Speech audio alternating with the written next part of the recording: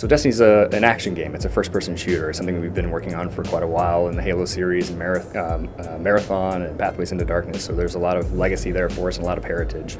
And so we wanted to build upon the sort of bar we set for ourselves. We want to build a great campaign story experience for players, build a great competitive multiplayer, and great cooperative experiences they can share with their friends. But then we wanted to do some new stuff. We wanted to have some fun and play around in the genre a little bit and blur and bend the line. So we've introduced some RPG elements. We let players create their own character and grow and change over time as they find new weapons and new gear out in the world.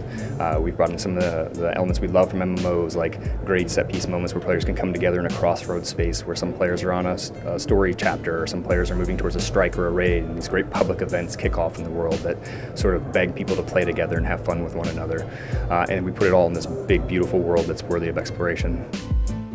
Yeah, so we want to build activities for every move, so that means we want to give people private experiences so they can have a campaign moment, a story moment all their own, or if they choose to bring their friends in, we can do that for them, seamless matchmaking, sort of drop in, drop out literally with their ships.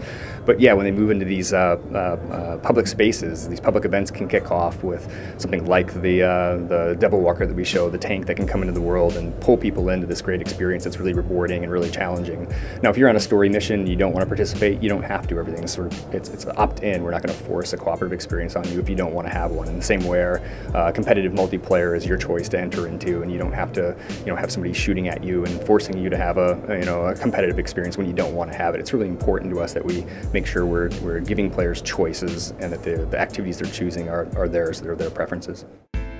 We actually have a pretty unique and innovative system that we're not detailing out at this time, but we'll unpack it at a later date. But yeah, it's absolutely critical that players understand where those activities are and how they get access to them.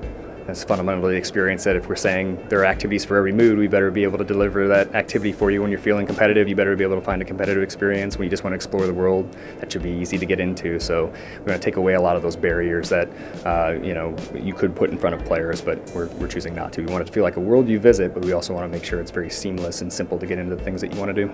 Yeah, we actually have like a programming calendar when we look at things like how do we move people through the world and when do we expose them to certain content and how does that feel really cool. Like obviously there's a new user experience and you don't want to slam somebody into a raid straight away because that's supposed to be really challenging. So the way things roll out, the way people get exposed to things, how they get in and out of those experiences is super critical in the world, and pretty much any game. You want to make sure that your UI is doing all the work it can do without being so obtrusive that it sort of ruins the experience for people.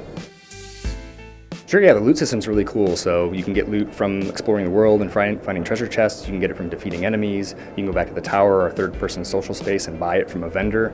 And it changes the way you look and the way you fight. So you can earn gear, armor, you can earn weapons, lots of different channels to sort of upgrade the way you look and the way you fight. You're making choices based on what kind of weapons you like. So if you like an automatic weapon, or maybe you're more prone to burst fire or a shotgun versus SMG, so you get to make those decisions for yourself. But yeah, you can find weapons that are more powerful, or maybe have a different skill tree that maybe are more suited to your play style. And so we want to provide players a lot of options, a lot of things to sort of upgrade and customize.